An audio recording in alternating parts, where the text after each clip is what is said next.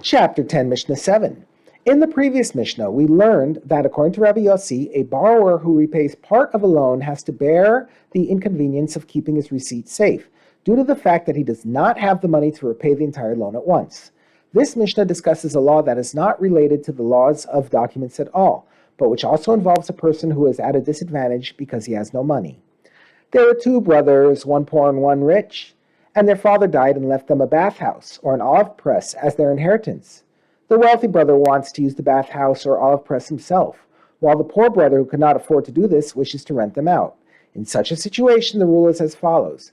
If the father had used them for rental income, then the children rent them out as well, and the rent is divided equally between them. However, if the father had not rented them out, but rather had used them for himself and his family, then the rich brother can say to the poor one, "If you want to use the bathhouse, buy yourself servants to bring wood and build fires to heat water and wash in the bathhouse.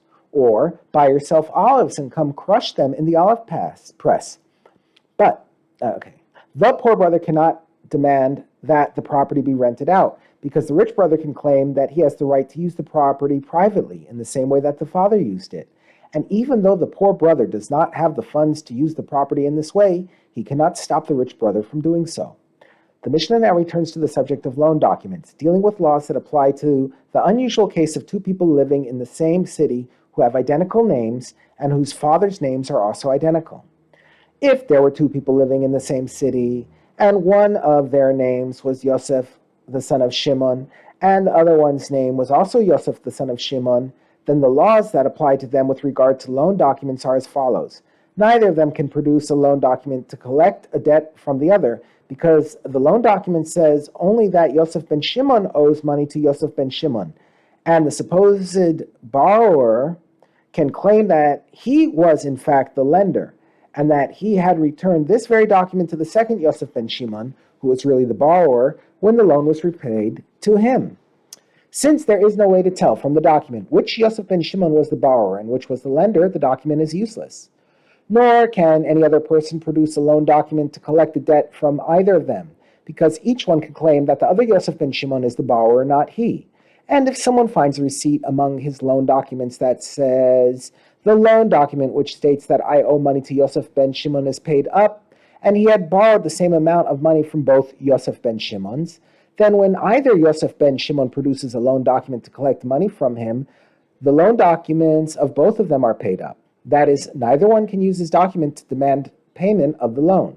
Since the receipt does not state which Yosef ben Shimon's loan was paid, the borrower can produce it to claim that either loan is paid. The Mishnah discusses how all of these problems can be avoided. How should they do it? That is, how can two people with identical names protect themselves from these problems if they want to borrow money or lend money to each other? They should add a third generation to their names, writing their grandfather's name along with their father's name when preparing documents. Then one will be Yosef ben Shimon ben Yaakov, and the other will be Yosef ben Shimon ben Avraham, and there will no longer be any confusion. And if they have the same names for 3 generations, that is, their grandfathers had identical names as well, they should write a distinguishing physical characteristic in the document to identify which Yosef ben Shimon is meant. For example, Yosef ben Shimon the Tall. And if they have the same physical characteristics but come from different tribes, they should write Yosef ben Shimon the Kohen, or the Israel, to distinguish between them. The Mishnah discusses another case where loan documents cannot be used to collect the loan because it is unclear whether they have been paid or not. If someone says to his son while on his deathbed, "One of the documents among my loan documents is paid, but I do not know which one," the son must treat all of the documents as if they are paid, since he does not know which document was paid. However, if he found 2 documents there that record 2 loans made to the same borrower, then he treats only the larger one as paid, and the smaller one is not considered paid because the father said that only one of his documents was paid. Therefore, at most, the son must be concerned that the borrower repaid only one of the 2 loans, and he could collect the smaller of the 2 loans. The Mishnah turns to a new topic, the responsibilities of a person who guarantees a loan. Since a guarantor is called an Arev, the amount of responsibility that is undertaken by a guarantor depends on the case, as the Mishnah will explain. If someone lends money to his fellow on the word of a guarantor, The lender may not demand repayment from the guarantor until he first asks the borrower to repay the loan. If the borrower refuses to pay, the lender must sue the borrower in court. If the court tells the borrower to pay and he has nothing to pay with, only then can the lender collect from the guarantor. But if the lender said at the time that he made the loan, I am lending the borrower this money with you as the guarantor on the condition that I will be able to demand repayment from whomever I want, then he may demand repayment from the guarantor first.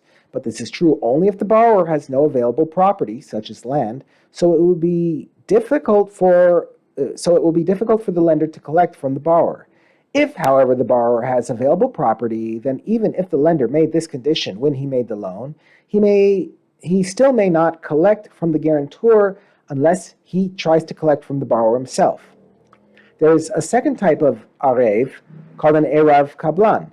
An Erev Kablan does not merely guarantee the loan, he tells the lender, give him the money and I will give the money back to you.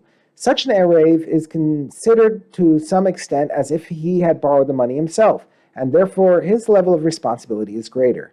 The Tana Kama holds that if a person commits to be an Erev Kablan for a loan, then the lender can collect from the Erev Kablan first, even if the borrower possesses available property, which he may not do in the case of a regular Erev. However, another Tana disagrees. Rabban Shimon ben Gamliel says, if the borrower has available property such as land, then both in this case of a regular Erev and this case of an Erev Kablan, the lender may not collect from the guarantor first. The Mishnah's final ruling teaches another law that is to the Erev's benefit. And so too, Rabbi Shimon ben Gamliel would say, if one signed as the guarantor for a woman's kasuba, and her husband is divorcing her so that the guarantor must pay her the kasuba if the husband does not, the husband must make a vow forbidding her to benefit from him. For we are concerned that perhaps the husband does not wish to leave his wife at all, and they are entering into a conspiracy to steal this guarantor's property. Their plan is to divorce so that the wife can collect the kasuba from the guarantor, and then the husband will remarry his wife and keep the guarantor's money. To protect the Arev from such a conspiracy, we force the husband to make a vow that his wife cannot have a benefit from him. So he will not be able to remarry her once he divorces her.